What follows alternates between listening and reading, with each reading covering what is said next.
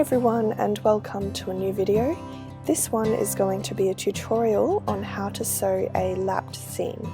So for Jasmine's cape I wanted to sew together chiffon fabric, and chiffon fabric really loves to fray. So what I want to do is sew them right sides together, and then it would form this, but I don't want all of the frayed edges that come with that. So I've already cut out my pieces. I've got a rectangular shape and then a triangular shape which I want to attach to that. So I start by pinning right sides together. Because I'm pinning along like a rough edge that is cut on the bias, it's really finicky, so I take my time with this and I pin the whole way down the seam, as you can see here. It's a good idea to pin the whole way down your seam if you're working with very light, slippy fabrics like this. Then I simply sew with quite a generous seam allowance. I'm using 5/8 of an inch here. So sew all the way down until your seam is complete. And now here you can see that my seam is sewn, except I have raw edges that will definitely fray on the back side of the fabric, or the wrong side of the fabric. That's better terminology. So what I'm going to do with one of the seam allowances is trim it down so it's about, I'd say, 3 millimeters or so. So I'm using very small scissors for this, since the fabric is very flimsy and delicate, so it's a good idea to use small scissors instead of large cutting scissors. And then I'm going to trim the whole way down one of the seam allowances, and I leave the other seam allowance as is. Now you can see here what that has created. So there's one small edge on the right side and then the 5/8 of an inch seam allowance on the left side.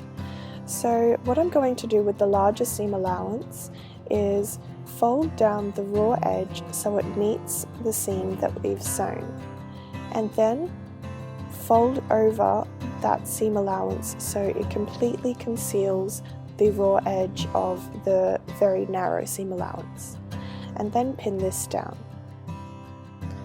I continue to pin the whole way down, so again the whole seam where I'm going to sew is pinned for me and in place, so I don't have to deal with any slippage of the fabric while it's on the sewing machine.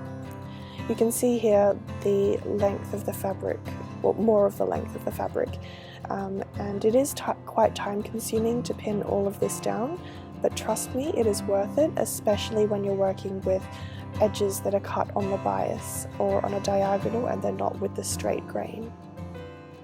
Then I sew down along the pins where I've just pinned, and this is almost the same as top stitching, and make sure to catch the obviously the fabric along the bottom as well as the two edges of the long seam allowance.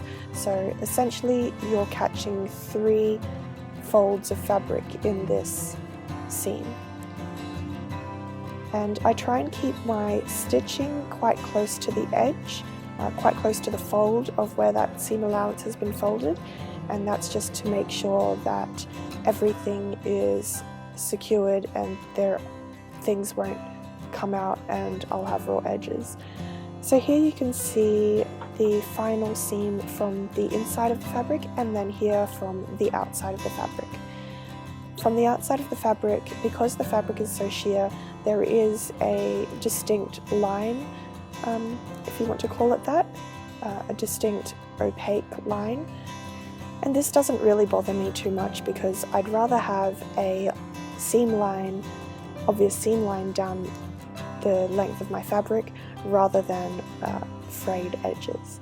So that is how you sew a lapped seam, and this is what I used for all of the seams for the cape/wing thing for Jasmine's costume, and I even sewed together layers of organza and chiffon together using this technique.